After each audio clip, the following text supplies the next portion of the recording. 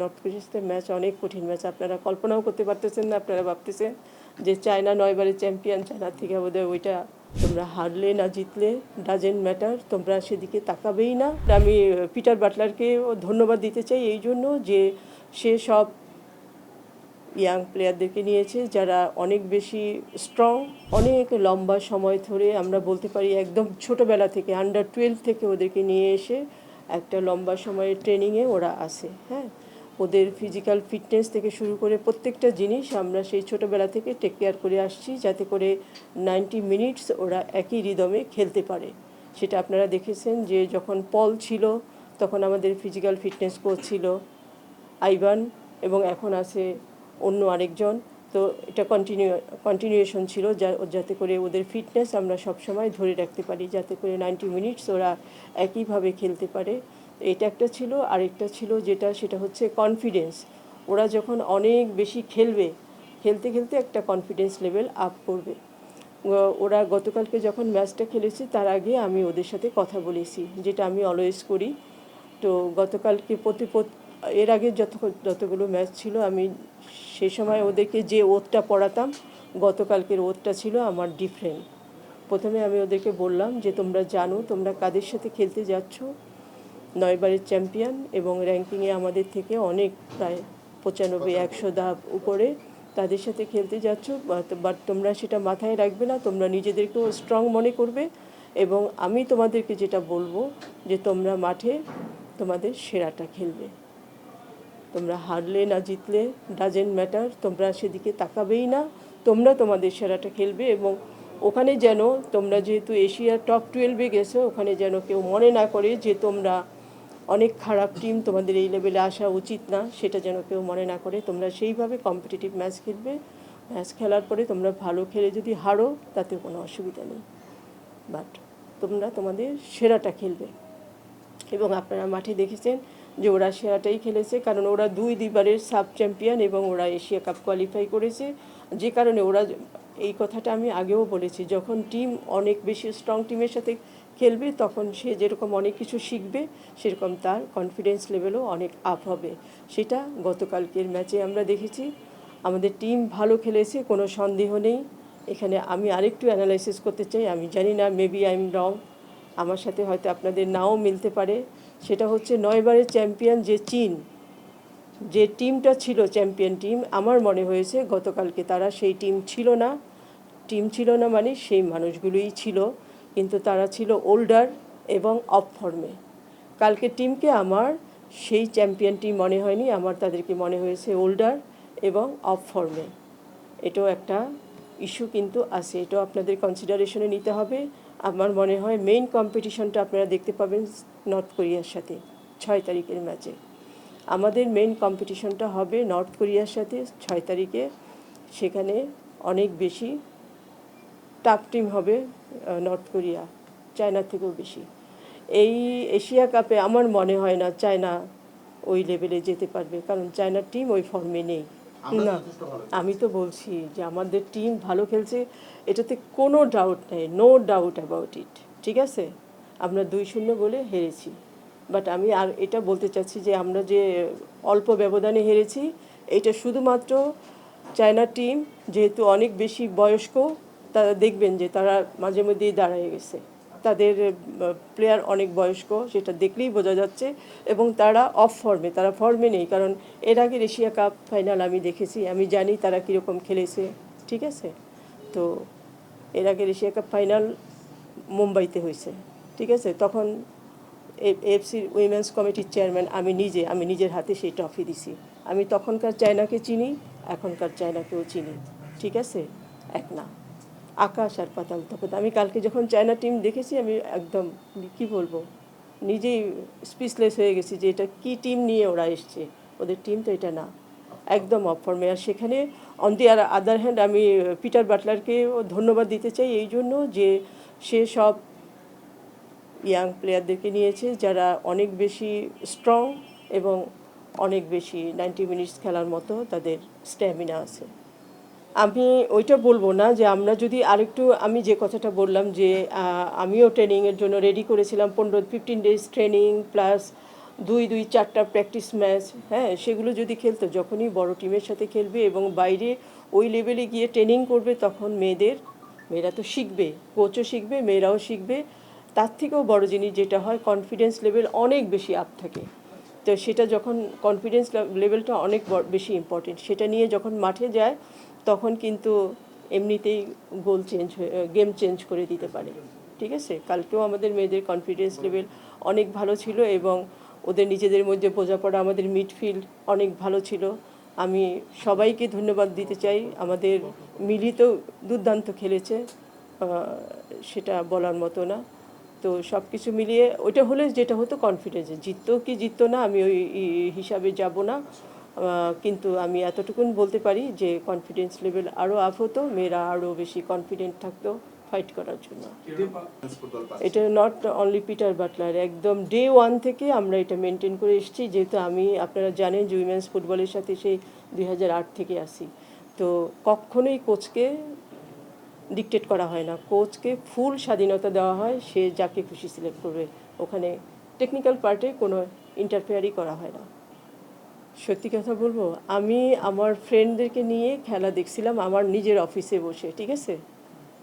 আমি জাস্ট ঋতুর যখন মারছে, আমি চেয়ার থেকে লাফ দিয়ে দাঁড়িয়ে গেছি গোল বলে, ঠিক আছে।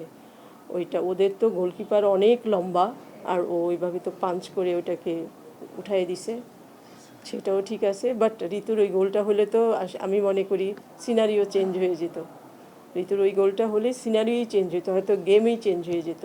মিলির পারফরমেন্স তো এক্সিলেন্ট ছিল, ও ফার্স্ট এরকম একটা প্ল্যাটফর্মে খেলছে, তো সেই দিক কনসিডার করলে মিলি তো আন্ডার-20 আমাদের গোলকিপার, দারুণ খেলছে, তো বলার মতো না, এক্সিলেন্ট।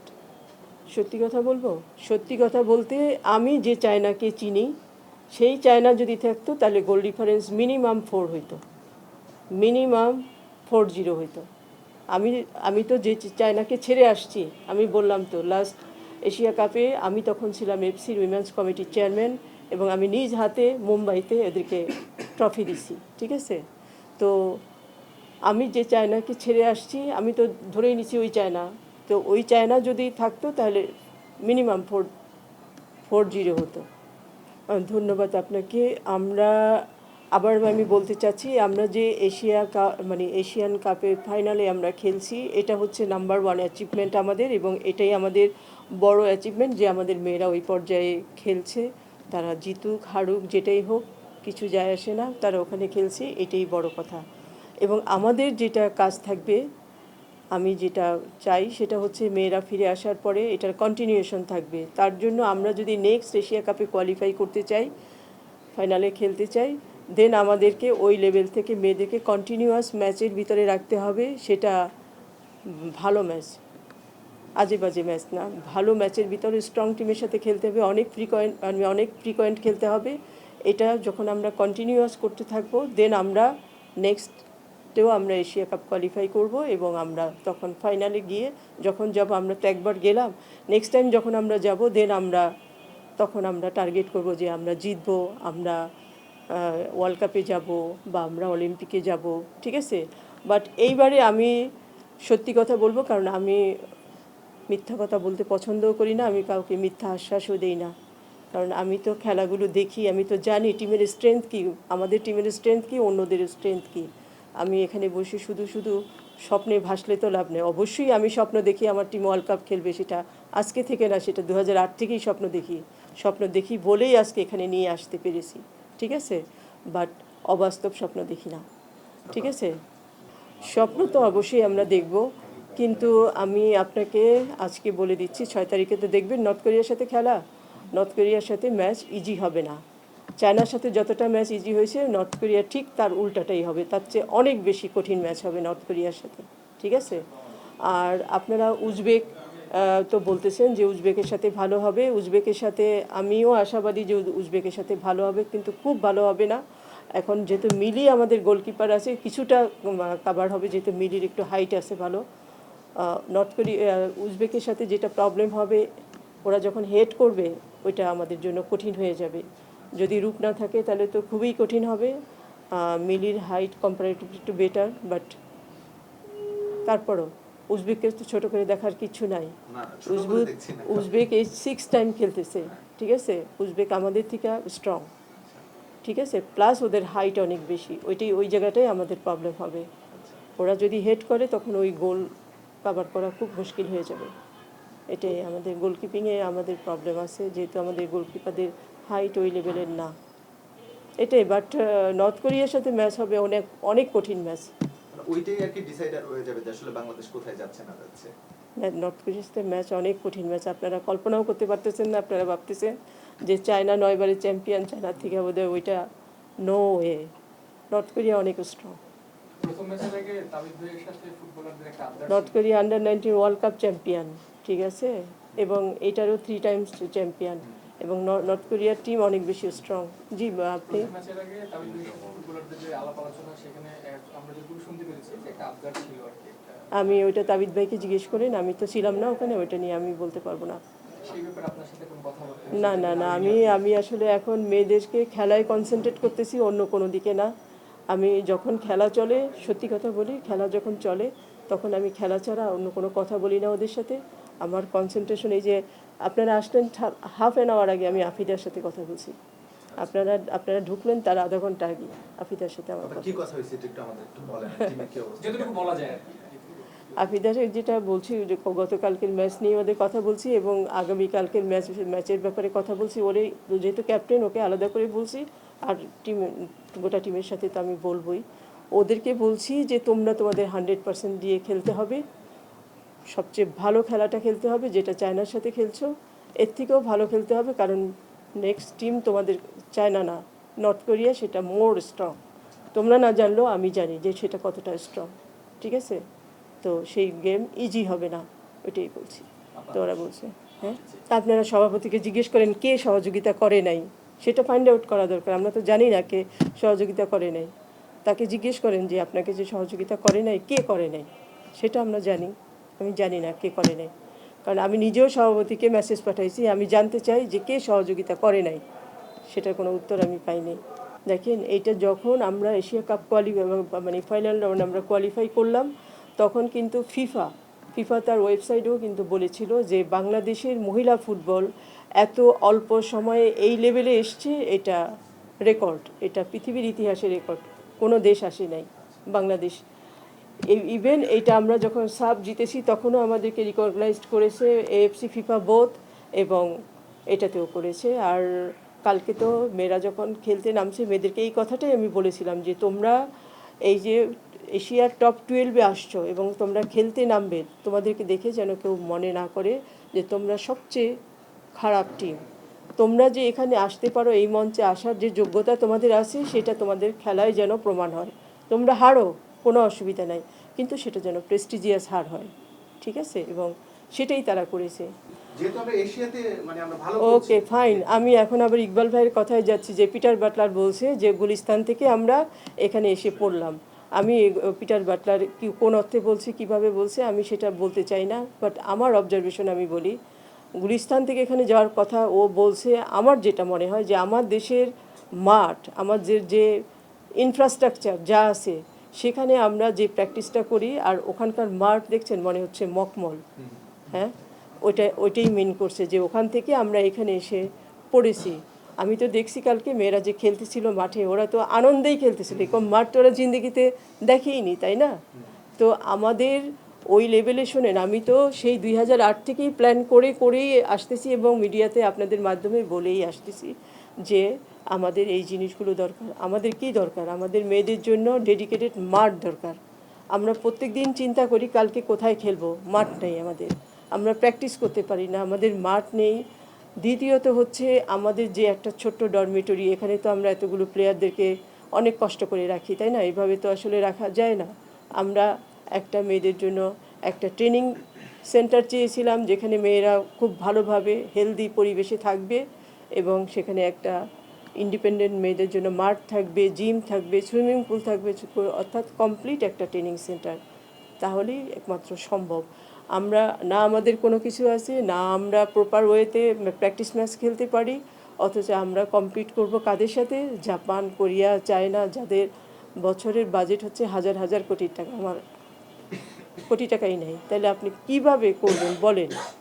তারপরে তো আমরা যেটা করে যাচ্ছি সেটা তো আমি সবসময়ই বলি, সেটা হলো মিরাকাল।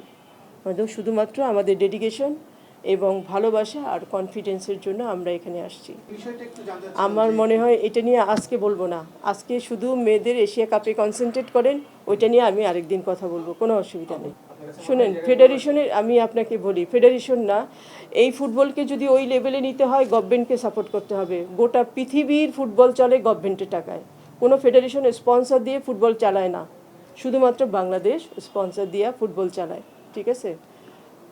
গোটা পৃথিবীতে ফুটবল ফেডারেশন যে চা খায় সেটাও গভর্নমেন্টের পয়সায়, বাট বাংলাদেশ ঠিক তার উল্টোটা, এটা বলে তো লাভ নেই। নতুন গভর্নমেন্টের সাথে আপনার এটা ব্যাপারটা অবশ্যই আমরা আশা করতে পারি। আর সবচেয়ে বড় কথা, এখন ফুটবলের মন্ত্রী হচ্ছেন স্পোর্টসের মন্ত্রী হচ্ছেন ফুটবলেরই লোক। তো আমিনুল ভাইয়ের কাছে আমাদের প্রত্যাশা থাকবে তিনি এগুলো নজরে আনবেন, কারণ সেও ফুটবলার ছিল, সে এই ডিফিকাল্টিসগুলো দেখেছে। তো আমার বিশ্বাস সে নজরে আনবেন এবং অবশ্যই খেয়াল করবেন।